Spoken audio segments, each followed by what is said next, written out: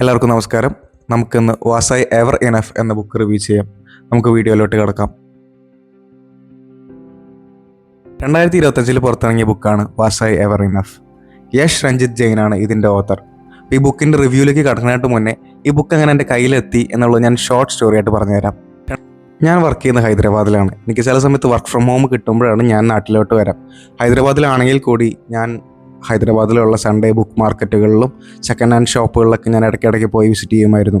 Even അവിടുത്തെ കോഫോർജ് ലൈബ്രറിയിൽ free ആയിട്ടുള്ള ലൈബ്രറികളിൽ വരെ ഞാൻ ചില ദിവസങ്ങളിൽ പോയി ടൈം സ്പെൻഡ് ചെയ്യുമായിരുന്നു, വായിക്കുമായിരുന്നു.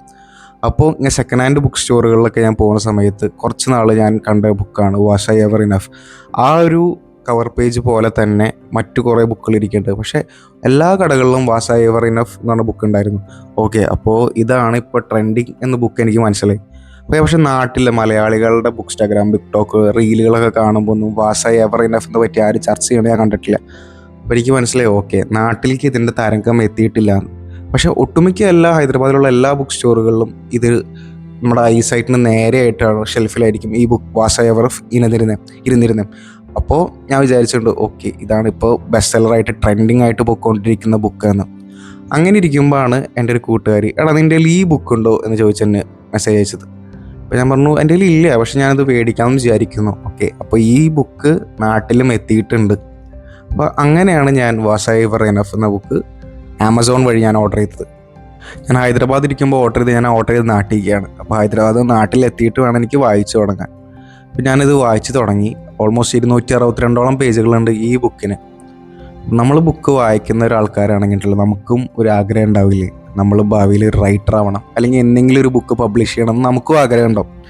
അപ്പോൾ അതുപോലത്തെ ഒരു ആസ്പയറിങ് റൈറ്റർ ആണെന്നാണ് എനിക്ക് ഫീൽ ചെയ്തത് യഷ് രഞ്ജിത്ത് ജെയിൻ. പുള്ളിയുടെ കയ്യിൽ ഒരു ഡ്രാഫ്റ്റ് ഉണ്ടായിരുന്നു. അപ്പോൾ ആ ഡ്രാഫ്റ്റ് ആളുടെ മനസ്സിലുള്ള ഒരു സ്റ്റോറി ആളത് ബുക്കാക്കി. അപ്പോൾ ബുക്കാക്കുന്നതിൻ്റെ ഇടയിൽ ഇപ്പോൾ ഞാനാണെങ്കിലും ഞാൻ റൈറ്റ് ചെയ്യുന്ന ഒരാളാണ്. ഞാൻ മീഡിയം എന്ന വെബ്സൈറ്റിലാണ് ഞാൻ എഴുതാറ്. കൊച്ചു ബ്ലോഗുകളും അങ്ങനത്തെ ചെറിയ ആർട്ടിക്കിൾസൊക്കെ ആയിട്ടാണ് ഞാൻ മീഡിയത്തിൽ എഴുതാറ്. അങ്ങനെയാണെങ്കിൽ കൂടി ഞാൻ പഠിച്ചത് ബിടെക്കാണ്, ലിറ്ററേച്ചറല്ല. നമുക്കറിയാവുന്ന ഇംഗ്ലീഷ് വെച്ച് നമ്മുടെ കണ്ടൻറ്റ് വെച്ചിട്ടാണ് നമ്മൾ ബ്ലോഗ് എഴുതുന്നത്. നമ്മളെങ്ങനെ എഴുതുന്നത്, നമ്മൾ എഐയുടെ ഹെൽപ്പ് യൂസ് ചെയ്തിട്ടാണ് എഴുതുന്നത്.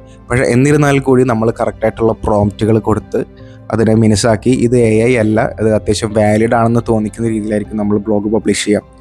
സോ അതുപോലത്തെ ഒരു മെത്തേഡാണ് യഷ് രഞ്ജിത്ത് ജെയിൻ ഈ ബുക്ക് പബ്ലിഷ് ചെയ്യാൻ എഴുതിയിരിക്കുന്നതാണ് എനിക്ക് തോന്നുന്നത്. കാരണം എന്താണെന്ന് വെച്ചാൽ ഞാനിത് വായിച്ചു തുടങ്ങി ഒരു പേജ് 2 പേജ് ആകുമ്പോഴേക്കും എനിക്കിങ്ങനെ തോന്നി, ഈ കണ്ടൻറ്റ് ChatGPT വഴി ജനറേറ്റ് ചെയ്തതാണല്ലോ. അതായത് ആൾ പ്രോംപ്റ്റും കൂടി കൊടുത്തിട്ടില്ല. നമുക്കത് വായിക്കുമ്പോൾ നമുക്ക് കൃത്യമായിട്ട് മനസ്സിലാവുന്നുണ്ട് ഇത് ChatGPT ആണെന്ന്. ഞാൻ ഇടയ്ക്ക് വായിച്ചു നോക്കി. അപ്പോൾ ഓരോ ഇടവേളകളിലും ഇത്രയും എം ഡാഷസ്, ഇപ്പോൾ എം ഡാഷസ് വലിയ റൈറ്റേഴ്സും യൂസ് ചെയ്യാറുണ്ട്, തെറ്റല്ല. പക്ഷേ ഇങ്ങനൊരു റെക്കറിങ് ഫ്രീക്വൻസിയിൽ എം ഡാഷസ് യൂസ് ചെയ്യുമ്പോൾ നമുക്ക് മനസ്സിലായി, ഓക്കെ, ചേട്ടൻ ChatGPT അല്ലെങ്കിൽ ക്ലൗഡ് യൂസ് ചെയ്തിട്ടാണ് എഴുതിയിരിക്കുന്നത്. എന്നാൽ കൂടി നമുക്കിത് ബെറ്റർ ആക്കാമായിരുന്നു. യഷ് രഞ്ജിത്ത് ജെയിൻ ഇത് ബെറ്റർ ആക്കാമായിരുന്നു. പുള്ളി എഴുതിയിരിക്കുന്ന മെത്തേഡ് എന്താണെന്ന് വെച്ചാൽ എനിക്ക് തോന്നുന്നു, വായിച്ചു കഴിയുമ്പോൾ എനിക്ക് മനസ്സിലായത്, ഒരു 60-70 പേജുകളുള്ള ആളുടെ സ്റ്റോറി ഒരു ഡ്രാഫ്റ്റ് ആക്കി വെച്ചിട്ടുണ്ട്. ചുമ്മാ ChatGPTയിൽ കൊടുത്തിട്ട് generate A story for me എന്ന രീതിയിലാണ് ഈ ബുക്ക് എഴുതിയിരിക്കുന്നത്. അപ്പോൾ എന്താ സംഭവിക്കുന്നത് വെച്ചാൽ നമ്മൾ വായിക്കുമ്പോണ്ടല്ലോ, നമുക്കിത് കഥയിലേക്ക് നമുക്കങ്ങോട്ട് വായിച്ച് നമുക്കങ്ങോട്ട് ഉള്ളിലോട്ട് പോകാൻ പറ്റുന്നില്ല. നമ്മുടെ മൈൻഡ് എപ്പോഴും ഇങ്ങനെ ജനറേറ്റ് ചെയ്തുകൊണ്ടിരിക്കുകയാണ്. ഇത് AI ജനറേറ്റഡ് സ്റ്റോറിയാണെന്ന്. ഇത് പുള്ളിയുടെ ഡ്രീമായിരിക്കാം ഇങ്ങനെ ഒരു ബുക്ക് എഴുതുന്നത്. പക്ഷെ ആളിത് പ്രൂഫ് റീഡ് ചെയ്യാനോ അല്ലെങ്കിൽ ഒരു ലിറ്ററേച്ചർ സ്റ്റുഡൻറ്റിൽ കൊടുത്ത് ഇതൊന്ന് മാറ്റി എഴുതിയിരുന്നെങ്കിൽ കുറച്ചുകൂടി ബെറ്റർ ആവുമായിരുന്നു എന്നാണ് എൻ്റെ സജഷൻ. ഓക്കെ, അപ്പോൾ സാരമില്ല, നമുക്ക് ആളുടെ ഫസ്റ്റ് ബുക്കായിരിക്കാം. അല്ലെങ്കിൽ അത് ഞാൻ റിസർച്ച് ചെയ്ത് നോക്കി, ഇത് ആളുടെ ഫസ്റ്റ് ബുക്കാണോ എന്ന്. അല്ല, ആളുടെ സെക്കൻഡോ തേർഡോ ബുക്കാണ്. ഇപ്പോൾ വായിച്ചുകൊണ്ടിരിക്കുമ്പോൾ കുറേ എം ഡാഷസ് വരുന്നു, ഈ ലൈൻ.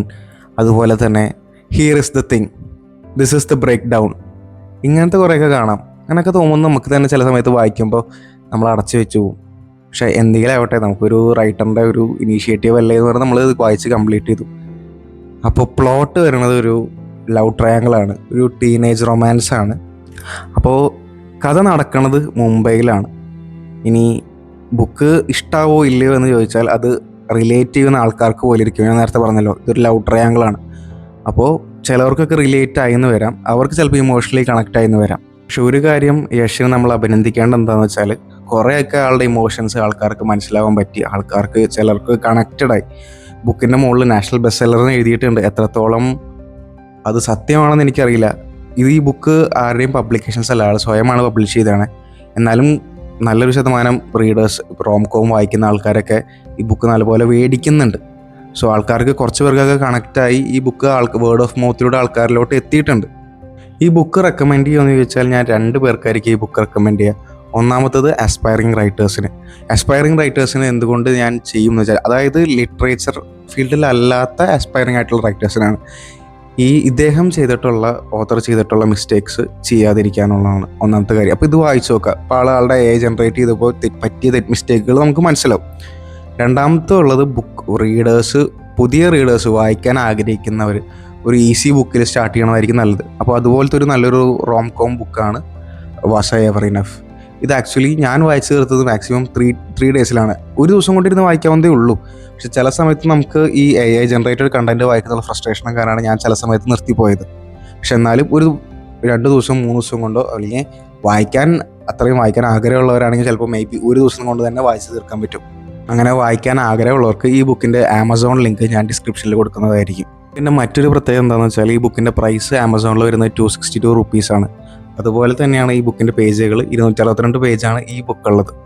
അടുത്തൊരു ബുക്ക് റിവ്യൂവുമായി ഉടനെ കാണാം. Thanks for watching. Bye bye.